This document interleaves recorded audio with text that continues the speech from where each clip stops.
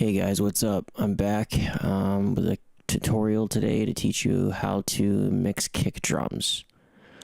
I'm going to show you the song that we're going to be using. It's a track I've been working on, so let's go ahead and start with that.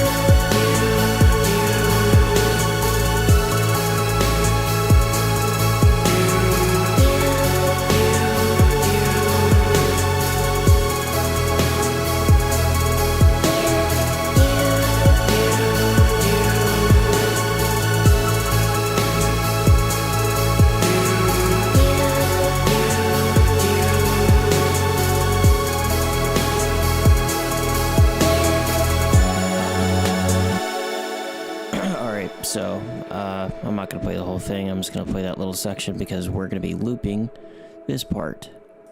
This is the one I want to focus on. What I usually do is listen to... You want to make sure drums transition from section to section well. If you have bad compression, then it's not going to do that. If you have good compression, it'll be able to, do that and maintain the flow and vibe of the song. So you can listen to here. Let me mute everything. And I think let me see which one's the vocal. Yeah. And then.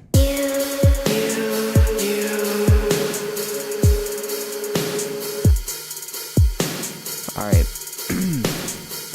So I'm going to show you why the rest of the kit needs to work with the kick drum. The kick drum is the backbone of the drum kit, obviously, but if it's not in a cool environment, then it doesn't really make sense. So you want to kind of gain stage everything with the kick drum in mind, but you want to mix. You don't really want to solo like your kick drum like that. And it's just a bad idea. You want to make sure you're doing everything in the context of the mix. So, all right, so I use Steven Slate plugins.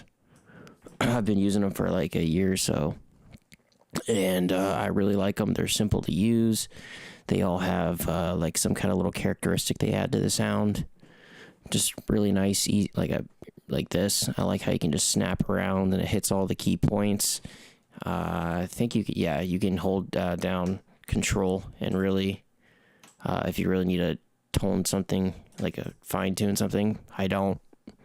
Just generally speaking, I just use the preset knob spots. But so let's turn these off and let's get this kick drum. All right, so. That's without processing is this.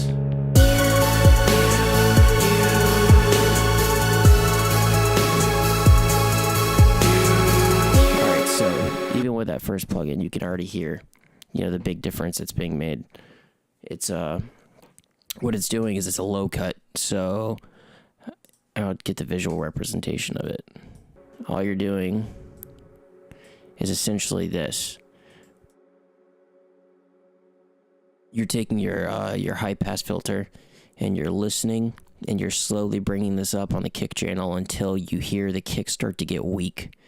Like when you hear the sub frequencies starting to fade out, like it's usually between like the 50 and 70 hertz range that I've noticed, especially in Witch House. Some genres it might be different, but from what I've noticed, it's 50 to 70 hertz. And then you're going to take your resonance knob and you're just going to boost until it fills the drum back in. What I mean by that is because if it's, when you cut the sub out, it's going to sound really thin and brittle. But if you add that section, that little frequency section back in, it's going to really round out the kick, and it's going to make it sound tighter and fuller than as opposed if you were just go like this. Like just have your classic, where is it? That. Like if you just go like that, that's not going to sound as good. You're going to have a lot of mud down here in the build up, and it's going to be hard to pair your bass with it as well. This is a technique that I used on pretty much every instrument, and I'm pretty sure I used it on this bass as well. Yeah. And don't be afraid to do it with like high end too. Like it was really bass.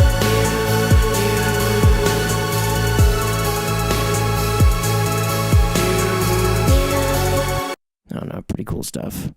So let's go back to this mix rack. The next thing I did, so we had that on. It tightens it up, adds some punch. The next thing I did was I just notched out some 200 hertz, and the reason I did that is because I kind of wanted. I had this this thing.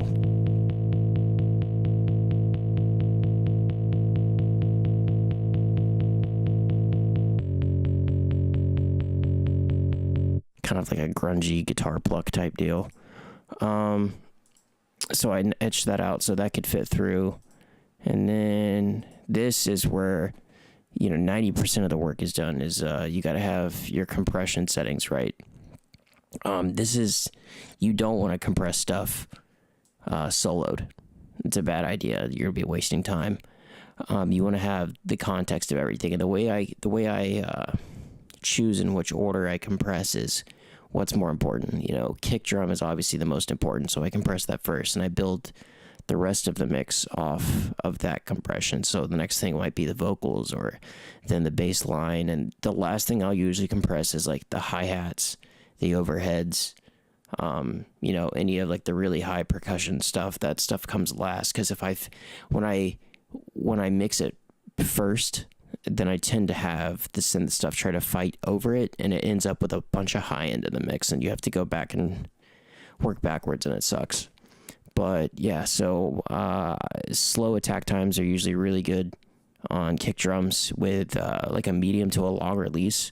The longer the release you have on something, the tighter it's going to sound. It's going to get rid of that tail on it, and you're just going to get more of the punchy part coming through. So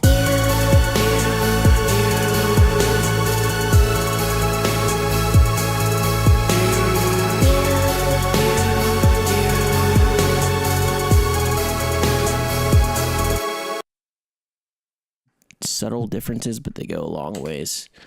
I think that's going to be about it for today. I think a pretty cool little tip there. Helped me out a lot. Hope it helps you. Subscribe. I got a sample pack and presets on the way. I'm trying to pick an online store that's gonna be best for you guys. So I'll let you know. Thanks.